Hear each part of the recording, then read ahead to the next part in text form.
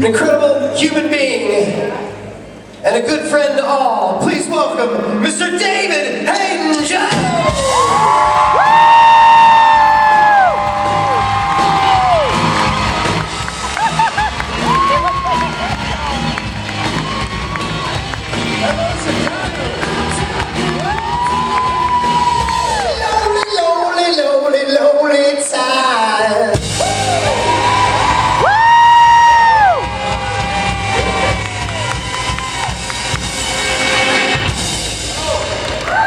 David? Hi. Hi.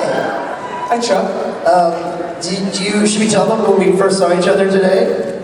About our initial hello this morning, do you remember? Working out, sweating it out, getting all moist. I went down I never work out at these things when I'm on a new kid now where I'm working out every day. Fantastic. I'm working on it. I liked your knee socks, by the way. Thank you. He was wearing like soccer socks. Yeah, so I'm wearing dark dad socks. That was great. Like, what do you want with your sneakers? I'm like, give me the dad socks. It's very sexy. Digging it all. Thank you. No, I'm sure. Like, fantastic. But yeah, you're down. Like, blushing a little bit. You're blushing. Coming on now. It's just the socks. 7:30 in the morning, and who do I see in the gym? David Haydn-Jones. Trying to keep this bag of bolts together. Yeah, you me both. Failing. Anyway, fantastic. Well, Chicago, be nice to David. Hello, Chicago. I'm so glad I made it this year. We miss you, David! Half a day. Oh, I'm sad I'm going to miss tomorrow. But it's good. It's good news. I booked a job. So, we should always be happy for unemployed actors booking jobs. I hope you noticed I'm in my biker Ketch cosplay today. Thought I'd mix it up from the suits, but keep my nerd cred very strong. I hope you enjoy it. These lights are intense. Apparently Mike Pence is staying at one of our hotels, or he was just in the neighborhood. Did anyone see this? Like, oh, thank you. Hi. Thank you, some of you. Thank you. Some of you got it.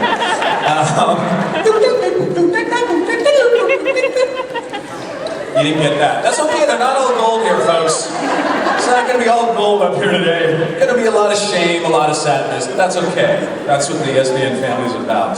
Support. Supporting our shame and our sadness. Boy, what a way to rally the crowd, Dave. Anyways, back to Mike Pence. Even worse of a rally. The lights just dimmed as I said that. It was a little uncanny. Oh, I'm going to be so shot during this. I'm just going to see a red light on my head. He's a subversive! Get him!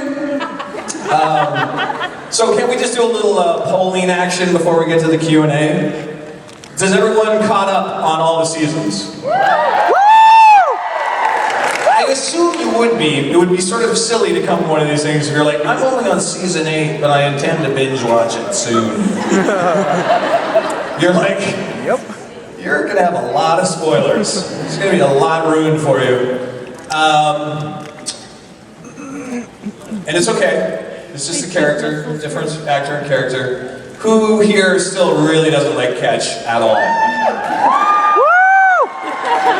Sorry, Ketch. I welcome your hate.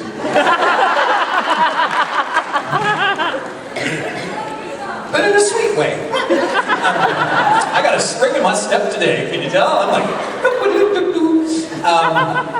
how many people are like, man, Ketch, maybe he's coming back, maybe he's coming around?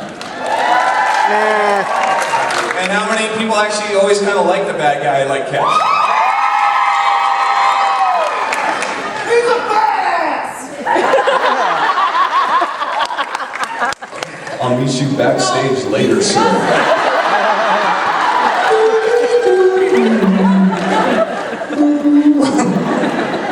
You don't know what that means? Come to my UFO.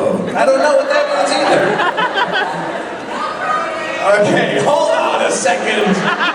There's hecklers. I've lost complete control of this bad house, and I love it. Let's lean into questions, shall we? Hi there, my name is David Haydn-Jones. I play Arthur Ketch on a hit show called Supernatural. Perhaps you have heard of it. I have heard of it. Oh, goodness. We met back in October at the premiere party. Oh, hi! Yes, I can sort of see you there. Yeah, because you have your brother works on the show. My brother's an assistant Do editor. you want to say, yeah, her brother is an assistant editor of the show. Say your name again. Just more. Okay. So when we met, you picked up right away that I'm from Wisconsin. Oh, yeah, Wisconsin.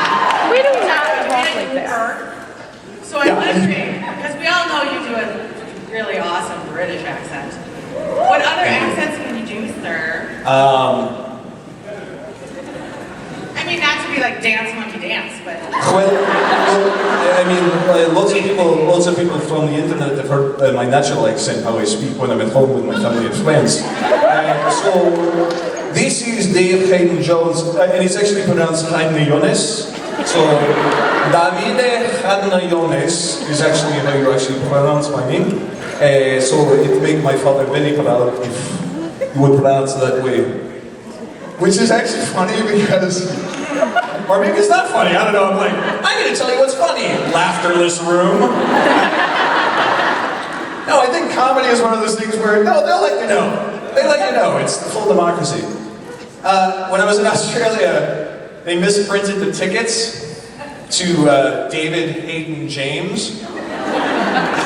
And then they always want to put a pesky little E or put the Y in the wrong spot. It's my whole life. It's impossible to spell my name. No, it's fine. Honestly, it's funny to me. You know, don't patronize me. It was so nice to me that night, and now you're just... they managed on one of these last creations, and this is not a slam against my beautiful employers here, but they misspelled David. Like, how do you misspell David? And it was D-A-I-D. And so another time it was been misspelled, so it's H-A-D-Y-N. So now my official stage name is going to be David Haydn-James. So make a note of it. Make a note of it. Thank you for your question. Great to see you. Hello, do you have a question for David Haydn-James? First of all, hi. Hi. What's your name? Michelle. I'm Michelle. Oh, hi, Michelle. So it has to do with birthday cake? Birthday cake? And you okay? I did nothing to your cake, madam. I deny all the allegations. Okay, so Not yet. you refused to tell us when you were actually, born. Right. But I may or may not have stumbled across your high school, which says when you were... This sounds like blackmail, by the way. Where are Pence's secret agents when I need them? This is blackmail. Go. Which says when you graduated. Right. So I'm pretty sure I have it nailed down to a year either way. Here's the thing, though. I was like Doogie Howser. I was at college at 8. I was a Wunderkind. Except for that you weren't. I was a mad... What? What did I miss? What did I miss? Do you have a question, madam? I just want to know if I have the correct high school. And if I should say it here or if I... You whispered that in my ear. I have enough security You want links me as to it is. No, you're going to see you, right? What? I will confirm it. Are you coming for a photo op or an autograph? I'll confirm it then. Okay. That's a fair deal. That is straight up blackmail, though. Just for the record, Creation Entertainment Security Teams. Borderline. All right. I'm a 34 waist and a 32 leg, if anyone wants to know. All right. Hi! What's your... A lot of heckling today. I like it. It feels like it's friendly heckling, but it's like, I just pooped! Okay, well, who cares? All right. Hi, sorry. My name is Mandy. I'm a friend of that girl's. Hi, Mandy, you're a friend of that girl. I don't know why why I said that, but anyway, my question is, can you tell us anything about this gig you just booked? Can I tell you anything about this gig I just booked? Probably not a ton, because there's here's what I can tell you probably. Okay, it is a big commercial campaign with a very famous athlete. Multiple spots. And I get to be a real douche canoe in them. Which are like, talk about typecasting, David Haydn-Jones. You're like, walk right into that role. Done and done. I wish I could give you more, but hopefully I'll be able to like announce it as it comes out. I think it's going to be pretty fun. We're excited about it. That's all I was really looking for. I knew you would. Yeah. I'll if you follow me on socials, I'm sure there'll be a lot of hullabaloo about it when it comes out. Thanks for your question. I appreciate it. Yeah, it's going to be a good one. Hey, I'm David. I'm just going to stop saying my name. Hi, I'm Anna. Yeah. Hi. Hi. So on a more serious note, what are you most proud of? What am I most proud of?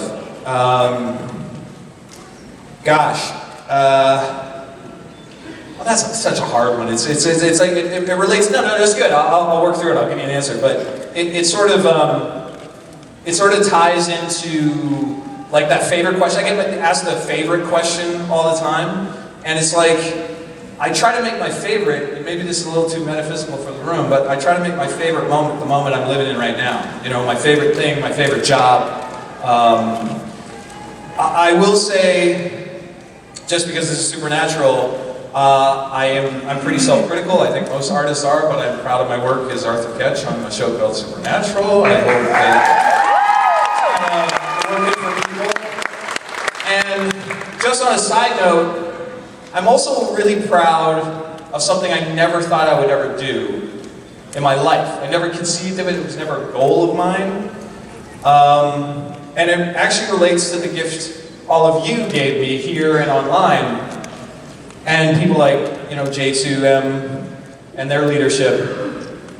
And I never would have expected this to be like sort of an ancillary product of working on the show. And it's the little charity shirt and campaign and the little song that I made that is going to help fund Alzheimer's research, which is my charity.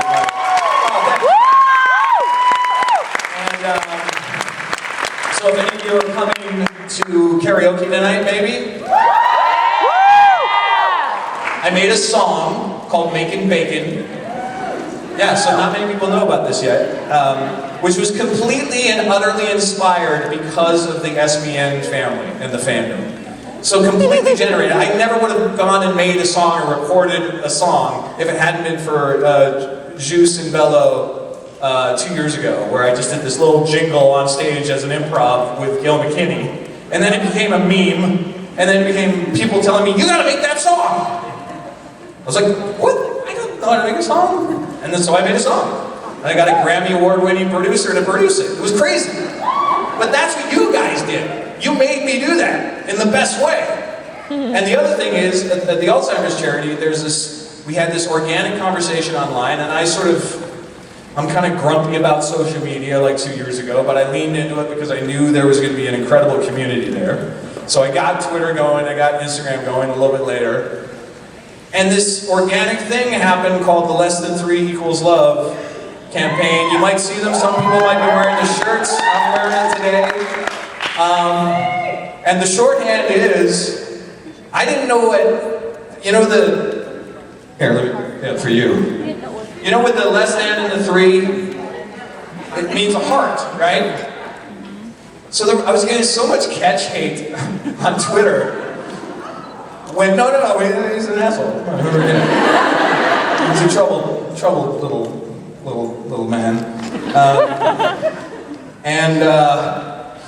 I'm such a noob and a nerd. The internet, I was like, oh, they're rating me.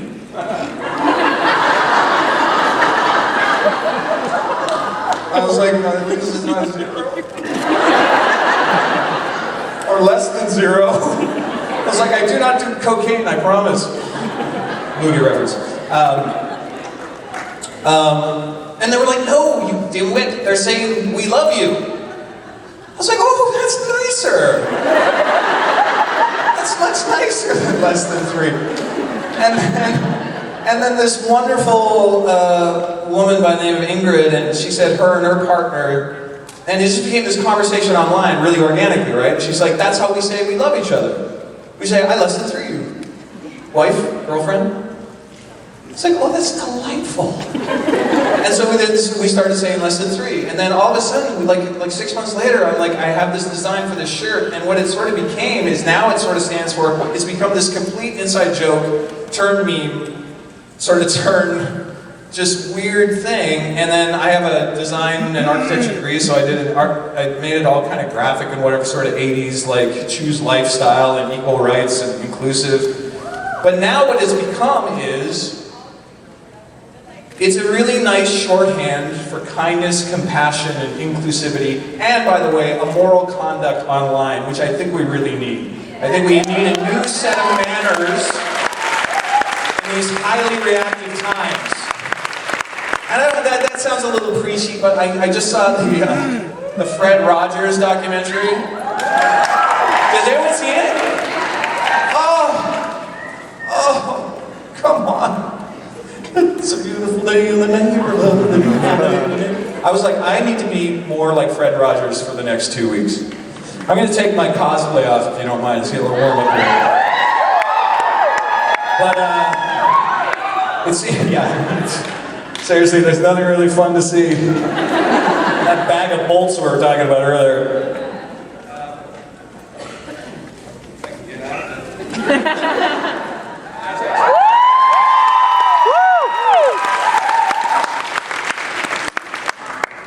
So I guess what I'm most proud of is what this family and this fandom, outside of just having a really cool acting job, is what you've done to my heart, my soul, and my spirit, and that is not pandering. I mean it. I truly mean it. I less than 3, all of you. So thank you.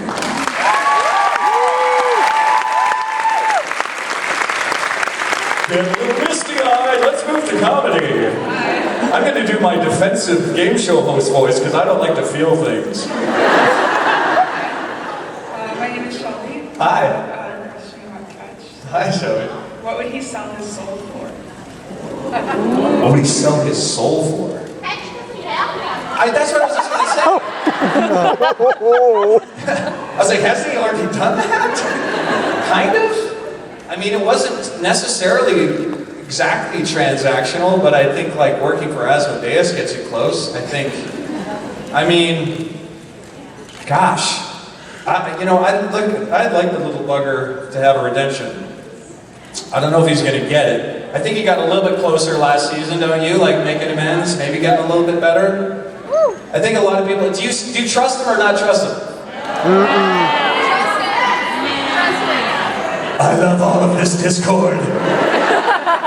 But see, isn't that great though? You can have a show where you can have like this many disparate opinions, and if you talk about them ethically and kindly, and just be like, it's just a show at the end of the day, but you're so engaged like that. Like that's the genius of the show, right? I mean, look, here you are going into season 14, and you guys have deep feelings about these characters. That's unbelievable. That's so cool. So, not to avoid your question, but I don't even think. No, he does know he has a soul. That's right. He says it to Asmodeus, sorry. He says, at least I have a soul. Yeah, exactly. I don't think he wouldn't sell it. Well, of course he has feelings for Mary. We're not talking about like, that's Bush League. I mean, come on, that's obvious. That's his first, not to dismiss you, but I mean, he would not sell his soul. He wouldn't. Yep. No, he said it. At least I have a soul. That means implicitly that everything else is for sale.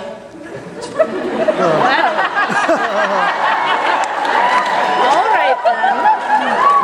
Hello, Mary. No, not for sale. Thank you. Great question. Thank you, Shelby. Great to see you. Okay, that was a tough one. I liked it. Made me think. It made my gerbil move in the wheel hole. Hi. What's your name? Aliana. Hi, Aliana. So, I know that you just said that you don't like favorite questions, but I'm going to ask you anyways.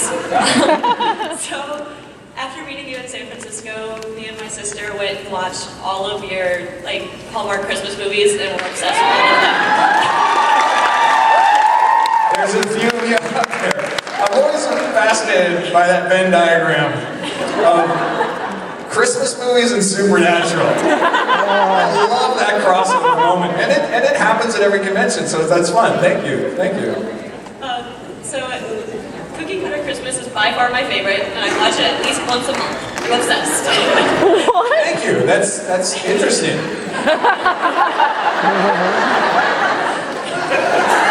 Nice to meet you. So I was wondering which one of the ones was your favorite to work on. I loved working on all of them. That's true. That's straight up truth. I've had wonderful co-stars, really nice teams. They're really fast and furious, and they're tough to shoot because you don't have a lot of time. But they're kind of like summer stock of television. They have a little more time than soaps. I mean, talking to Matt about how hard they work and how quick their turnover is, it feels like luxury. But I love working on all of them. Again, I was just trying to be present, trying to do my best work at any given day. I mean, that's all an artist and an actor can really do, just be invested. I think, though, Bramble House, which was the last one I did with Autumn Reeser, acting-wise, I think I had probably the better script. Obviously, there's still a big feel-good formula to these romantic comedies. But I think that one actually had a little bit of meat on the bone. And what was kind of nice kismet about it is because I was launching my first version of this Alzheimer's campaign, she's an end-of-life caregiver as a nurse. And that's a big part of what I'm trying to do too, is help the families and the caregivers. Because you want to talk about angels on earth, and there's probably some of you here, the nurses and the caregivers for dementia and Alzheimer's patients. So if there's anyone here, please give them a round of applause. Right there, one right there. Holy moly. Those are angels right there. I've seen it. So yeah, I think Bramble House had the most maybe meat on the bone. But again, I mean, once you put it out there, it's yours, right? It's not mine anymore. So I'm humbled and flattered you dig it and watch it, and that's really sweet of you. I appreciate it. Thank you. Thanks for that. And hey, it's got cookies in it. Doesn't like cookies. I don't trust a person who doesn't like cookies. I'm gonna go on the record right now. Hi, my name is Trinka. Hi, Trinka. Trina. Travis? Travis. No. Travis. So my question is, can you spoil anything for season 14? Do you know when you're coming back? Can I spoil? You don't know how rhetorical that is. Trisha, you had your moment and you blew it. Come on. We know each other online. I tease her a lot, so don't worry about it. We got shorthand. Here's the honest truth. Not only no, because I couldn't if I wanted to. I don't know anything. I know as much as you do. Ketch is off doing Ketch things. What's that? Going to the haberdasher, going to the tailor, getting his nails did. I don't know. I have no offer. I have no scripts. I have no knowledge of coming back to the show. But you are. Will you send me the deal memo then? Okay, I'm on it. Thanks, Trisha. Please, nice to meet you finally. Yeah. For another day. Hi! Hi, I'm Casey. I'm a CNA in a nursing home, and I mostly work on the dementia unit. Please, a round of applause. Thank you for all you do. Thank you. My question is, how do y'all decide the entrance songs? What is the correlation? Do you not get the choice? Do they just... No, they choose for me. What did they play today, by the way? Because I'm sort of in my own... What did they play? They played James Bond today? Oh my god, this thing I don't remember. God. What? I've been up since yesterday, I don't remember. I don't know. That's a question for the band. Yeah? Was that a Bond song? No. You stumped Davey. Stumped the Davey game. What did she win, everyone? Nothing. Bye. Go to your seat. No, but you got a round of applause for the audience, and we thank you again. I really don't know. I wish I had better answers. You're like, when are you coming back? I don't know. What? The rest of this panel, I'm just good. Oh. I got nothing. Hi, what's your name? My name is Kira. Hi, Kira. Hi. I was wondering, you said before that you can't really say anything about this season 14 because you don't know. But I was wondering if you have any personal opinions about where you want your character to go and if you want your relationship, or Ketch's relationship with Mary to develop more. This I could talk about. Nerdy Dave Haydn-Jones headcanon all day long. Oh yes. So, as a passive observer, I have two feelings about that. I would still like to see Ketch be useful in some way, or helpful. And I also think what would be interesting, and again, this is just me riffing off the top of my head, is Michael using Dean as a vessel, and now that Dean and Ketch have had some sort of camaraderie and gone on mission together and sort of had that little mutual respect thing happen, it'd be really interesting to see Ketch help get Michael out of Dean. Kind of interesting, right? And remember, we don't know, but Ketch knows about the AVD, right? No, that's the vampire. No, the hyperbolic pulse generator. Remember the A? Knocks the demon or the angel out of the body. Good coming useful, just saying.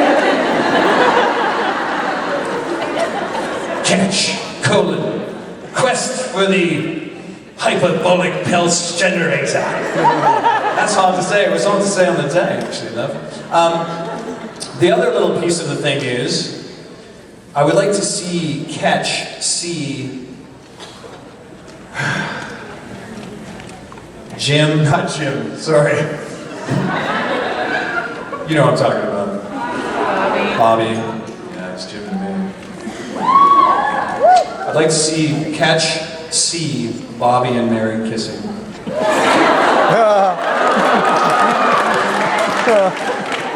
Because don't tell me there wasn't a little, ooh, you're funny, no, you're funny.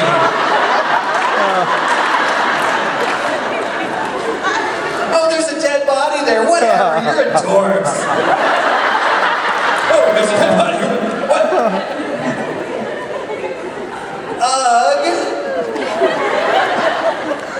Or maybe, yeah, that's so adorable. I don't know, whichever you are, what team you're on. But there was some flirty flirt going on there. And I think if Ketch saw that, that might actually turn him to the dark side again. Because imagine what kind of weird ambivalence, like the jealousy just raged in him, and he kills Bobby again or something. Oh my God!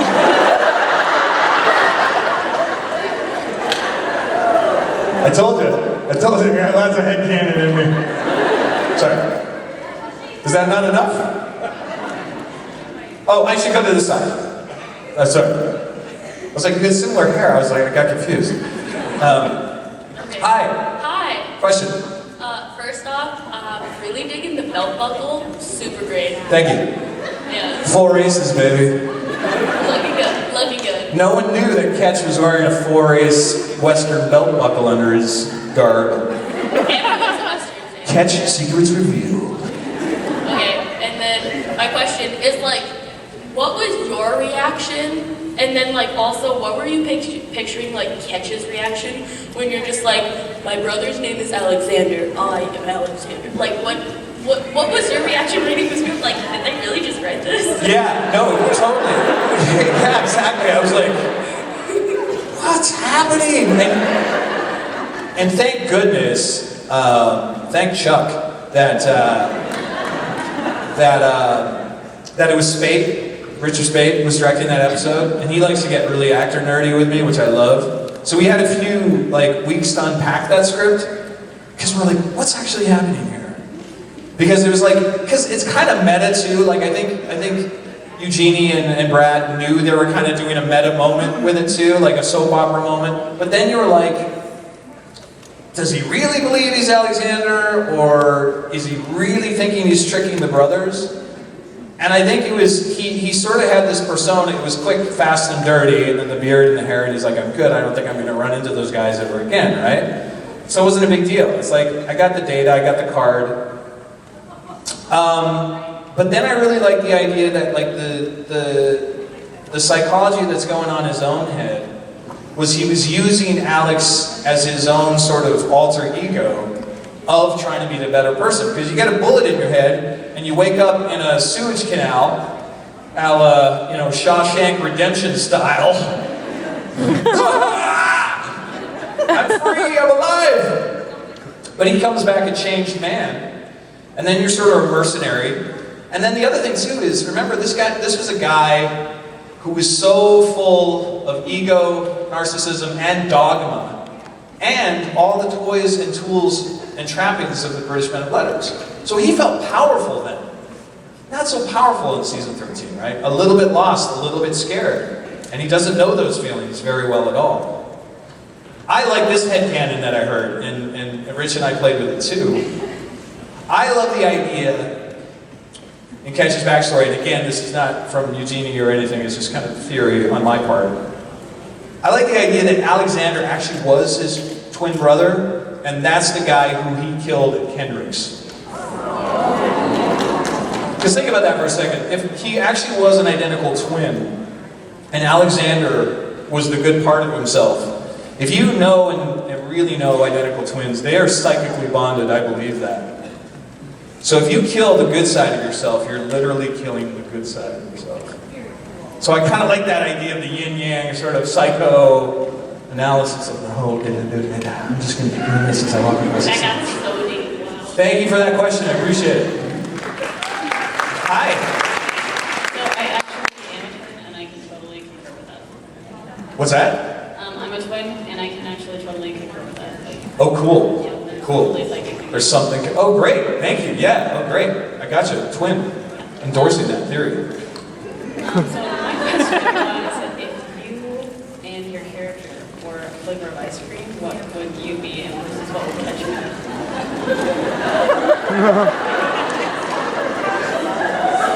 Okay. Is there a flavor of ice cream called Mr. Bojangles? Because that's what I'd be, because I think there should be a flavor of ice cream called Mr. Bojangles. I don't know why. I don't know what it'd be. I don't know what it tastes like. I would actually be like, I like this question. I would be chocolate chip peppermint. No, not peppermint, mint. A little savory and sweet, a little fun, hopefully. I don't know. And then Ketch, what ice cream would Ketch be? I will leave it up to the floor to answer that because they seem to be very excited. What's like a really, but again, here's the thing. He'd be this really high-end, bougie, Empire English vanilla bean you can only find in this region of the old empire in the Congo. And like, minions and sort of empire building, like, only 7 vanilla beans on the planet exist, and they are mined in June. And they are made for this perfect cup of ice cream. You only have 7 tastes of it. Something like that, like really high-end, bougie English vanilla. I'll punch him in the face. Hate that Ketch. Thanks for your question. Hi. Jinx. I'm Gabby. Hi, Gabby. You actually messaged me on Instagram and like made my day. Oh my gosh. Made me super happy. I try to be You said grateful huzzah, and I with laughed my. really hard. Oh, huzzah back. So I know you said you don't like favorites, so I'm gonna reword the question so it doesn't sound like a favorite question. Cool. All right, good. what is a moment that stood out to you in your mind on the set? Like a memory or just like a moment that like was either super funny, awesome, great, sad, I don't know. Yeah. I really enjoyed the work. I every day on set, man, I love no caveats, but when Jensen and I were in northern Vancouver, the rainforest, and that snow happened. You know where episode 18 of season 13 that just happened? You know, when Ketch and Dean go on their adventure together in the AU? That was really challenging work, and it was so great finding the comedy, all the different colors with Jensen and I over those 4 days. It was just basically me and Jensen. And a few other actors, but like it was really me and him in the snow, doing hard work and trying to find the meat on the bone in that episode. Because he's also going through a lot of stuff with Charlie as well, so he was working on this emotional thing. We were trying to find the comedy plus the chemistry, and that scene where they're sitting on the rock and he has that moment of, they both have that moment of sharing. That man-sharing moment, you know what I'm talking about? Where he talks about Charlie and you see that glimmer of maybe guilt or regret on Ketch and his choices. That was really gratifying work, yeah. And that was the last scene we shot of the whole thing, and then Jensen and I had a little bit of scotch back in the trailer as we warmed ourselves up. It was just a nice bro moment, you know? So it's very satisfying when you go and you get really cold and you try to do the work and just have a little, cheers, buddy. That was fun. Yeah, so that was very gratifying. And I hope it worked for the audience as well. Yeah, thanks. Thank you. Hi. How are you? Virtual high five. I got you. Slap. So, my question is... Hi, little boo. Oh. Demetrius, he finds your panel so amusing. I know, listen. I put kids to sleep. But I wanted to know, you don't care. But do you stay in character, like, your accent and stuff when you're in between takes, or do you have to go into your character each time you do it? Yeah, so season 12, I made the choice to stay in accent most of the time on set, because I was still trying to let it really, because an accent is, you want to be able to forget about the accent. You want to just drop in and just speak as the guy. And I didn't want to be thinking about it because that takes you so much out of the actual work you're supposed to be doing in the scene. Also, an accent is muscle memory. It's basically just reps, right? We just talk the way we talk because our jaw and our teeth and our tongue and our lips have just been conditioned that way. And so I got a lot of family in Michigan. So when I was back here, I was I was like, oh goshing it up, like, I just get real folksy with people, and the other thing too is, I told Jensen this when I finally dropped my accent on season 12. The other thing that happens with me, because I grew up in small town Canada, hey, all right, is when I start talking to the Canadian crew in Vancouver, I start to get real folksy, right? And that's sort of the genesis of like how Randy Ketch, the Canadian Men in Leather, started, right? Because, we're fighting monsters up north, eh? And, we're drinking a few beers. We got some vampire beavers and some Bigfoots who are causing us some trouble.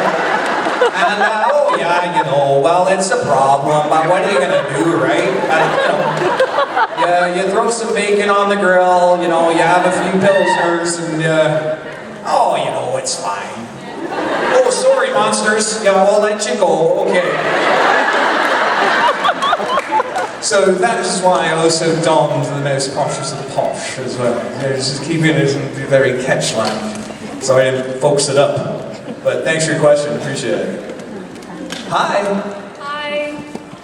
I was wondering, if Ketch met you, what do you think his opinion would be of you? Who is this large-headed baboon? No, you might be from Canada, mate, but, the Commonwealth, you're still a subject of the Queen. You redneck ape, you. Fetch me a specialty. Wouldn't like me much at all. Oh no, and I have Welsh heritage, so he's like, Welsh. Filthy race. Absolutely disgusting, you coal miners, sheep shagging atrocity. Which, by the way, you hear my Welsh father, native Welsh father, speak about the English, it's not very pleasant. Not at all. He's like, oh, you Welsh. Hi. So I saw you on tape and actually tweeted you about it and responded back, which made my day. What? You saw me on date night? Take it. Oh, I was like, again, I know nothing. There was no birthday cake, there was no date night. Oh, jeez. Taken. You saw me on Taken. Thank you so much. And I tweeted you about it, you tweeted back, and that meant a lot to them. Well, then it's the least I can do. Y'all are so supportive and kind, so I try to give a little back as much as I can. I smell a band! Huh? That means we're wrapping it up. So last question. I just want to know about your experience on Taken. Taken was amazing. Jennifer, has anyone seen the show Taken? Yeah, that's why it's canceled.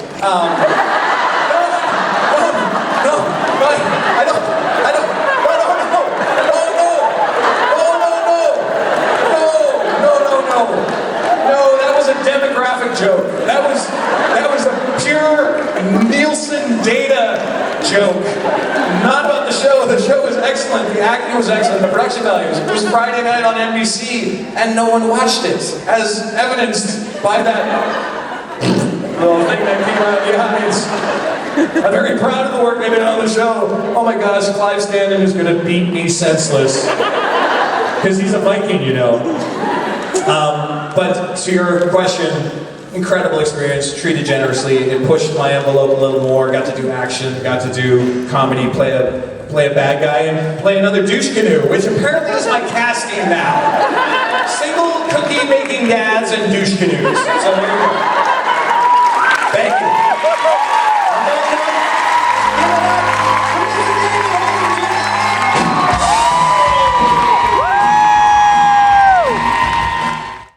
Hey, I'm Jim Beaver from the TV show Supernatural, and be sure and check out the content on Wayward Fanboy.